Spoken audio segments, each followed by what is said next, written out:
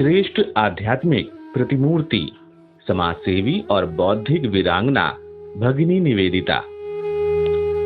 मानव मात्र के प्रति भगवान बुद्ध के करुणा के मार्ग पर चलने की दीक्षा 25 मार्च 1898 को स्वामी विवेकानंद ने आयरलैंड में जन्मी और लंदन के चर्च बोर्डिंग स्कूल में पढ़ी। जिस मार्गरेट एलिजाबेथ नोबेल को दी थी, उसने गुरु द्वारा दिए नाम भगिनी निवेदिता को सार्थक व साकार किया। दीक्षा देते हुए स्वामी जी ने निवेदिता को कहा, जाओ और उस महान व्यक्ति का अनुसरण करो जिन्होंने अपना जीवन लोक कल्याण के लिए समर्पित किया और फिर बुद्धत्व प्राप्त कर संसार में पूजनीय बन गए। स्वामी विवेकानंद के व्यक्तित्व, कर्तृत्व और आचरण से प्रभावित होकर अपना जीवन भारतीय संस्कृति, हिंदू धर्म और समाज सेवा के लिए अर्पित करने वाली मार्गरेट एलिजाबेथ नोबेल का जन्म 28 अक्टूबर 1867 को आयरलैंड में हुआ था।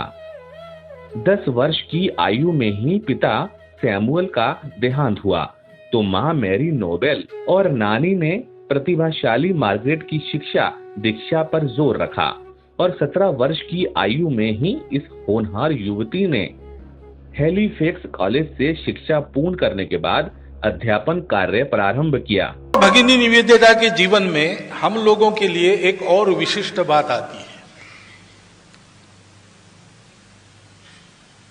वो जन्मतः यूरोप की थी, मिस मार्गरेट नोबल थी, परंतु उसने अपने मानस को संपूर्ण बदलते हुए भारत के साथ अपने आप को एकाकार किया और केवल उन्होंने किया और उन्होंने कहा ऐसा नहीं।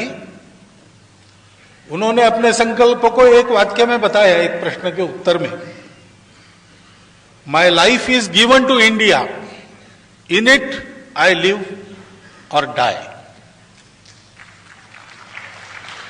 और उनके समाधि के पश्चात वहां पर जो लिखा है वो हम पढ़ते हैं तो सारे भारतवासियों ने उनके इस प्रयास का जो मूल्यांकन किया है वो मिलता है। वहां पर लिखा गया है, here repossess sister Nivedita who gave India her all.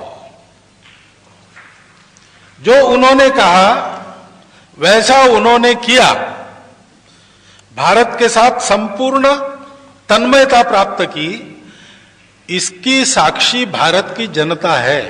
ईसाई मत के परिवेश में रहते हुए भी उन्हें भारतीय सनातन धर्म, संस्कृति और वैदिक मार्ग प्रेरित करता था। उनके मन में धर्म के बारे में जानने की बहुत जिज्ञासा थी।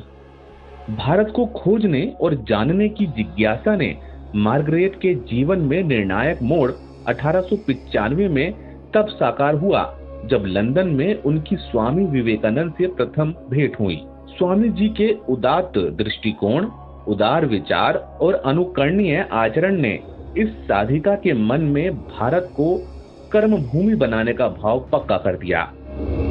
दीक्षा गुरु स्वामी विवेकानंद जी के सानिध्य में भगिनी निवेदिता ने भारतीय संस्कृति, परंपरा, हिंदू धर्म रूपी जीवन पद्धति व भाषा इत्यादि का गहन अध्ययन और मनन किया। स्वामी जी ने निवेदिता को भारतीय इतिहास, दर्शन शास्त्र, साहित्य, आम जन जीवन, सामाजिक रीतियों और महान व्यक्तित्वों के विषय में बताया। इस तरह भगिनी निवेदिता ने न केवल सैद्धांतिक रूप में ग्रंथों और पुस्तकों के माध्यम से बल्कि भारत के ओर छोर की यात्रा और प्रवास के माध्यम से एक एक चीज को जाना, समझा और अपनाया। अल्मोड़ा में उन्होंने पहली बार ध्यान की कला को सीखा।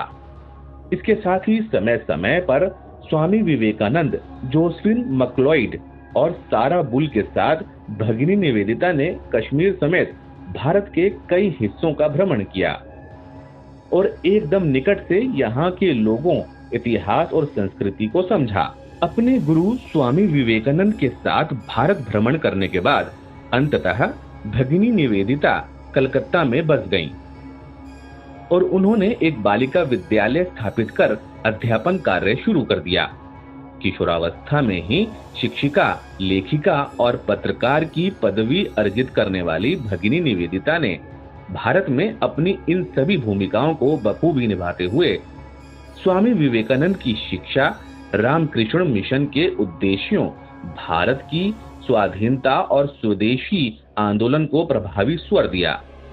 भारतीय संस्कृति और धर्म के प्रचार प्रसार और इनके विरुद्ध दुष्प्रचार का मुकाबला करने के साथ प्लेग महामारी में बीमारों की सेवा में अपनी सुध बुध खोने वाली निवेदिता भारत का गौरव सिद्ध हुई। विदेश में जन्म कर वहां के संस्कार पाए हुए एक व्यक्ति ने अपने भक्ति बल पर ये किया है, तो क्या हम करोड़ों भारतवासी आज के तारीख में स्वतंत्र देश में अपनी भक्ति इतनी नहीं बढ़ा सकते कि हम में से प्रत्येक का जीवन भारत के साथ तन्मय हो जाए? ये हमारा कर्तव्य बनता है। उस कर्तव्य के आदर्श के रूप में भगिनी निवेदिता हमारे सामने है। स्वामी विवेकानंद जी की शिष्या निवेदिता ने जहां भारतीय वैज्ञानिक डॉक्टर जगदीश चंद्र बसु के साथ लंदन में हो रहे अन्याय का प्रबल विरोध कर बसु के प्रबंधों का लेखन करवाया, वहीं नंदलाल बोस ऐसे अनेक कलाकारों का पुरातन भारतीय कला के पुनरुत्थान हेतु सहयोग किया। कहा जाता है कि राष्ट्र कवि सुब्रमण्यम भारती के विख्यात भारत भक्ति स्त्रोत की प्रेरणा निवेदिता ही थी। महर्षि अरविंद के क्रांतिकारियों को संगठित करने के कार्य में भी भगिनी निवेदिता का संबल निहित था।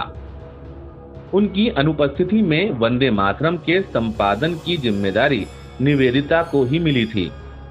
शारदा देवी ने बड़े स्नेह के साथ उन्हें बंगाली में खूकी अर्थात छोटी बेटी कहकर यूं ही नहीं पुकारा होगा। शिक्षा दान के साथ समाज सेवा का पुण्य कार्य, भारत की स्वतंत्रता की चिंता के साथ ही भगिनी निवेदिता ने प्राचीन हिंदू आदर्शों को शिक्षित लोगों तक पहुंचाने के लिए अंग्रेजी भाषा में पुस्तकें लिखी और घूम घूम कर अपने व्याख्यानों के द्वारा हिंदू धर्म और वैदिक वाङ्मय का प्रचार प्रसार कर अपने गुरु स्वामी विवेकानंद जी की आशा और अपेक्षाओं पर खरा उतरने का कार्य किया। आज एक भारत श्रेष्ठ भारत के स्वामी विवेकानंद जी के संकल्प के साथ नए भारत में नई पीढ़ी बहुआयामी व्यक्तित्व की धनी एक श्रेष्ठ आध्यात्मिक प्रतिमूर्ति, समाज सेवी, बौद्धिक वीरांगना और कर्तव्य के लिए जीवन अर्पित करने वाली भारत माता की अमर पुत्री भगिनी निवेदिता की पावन स्मृतियों पर उनको हार्दिक नमन करती है।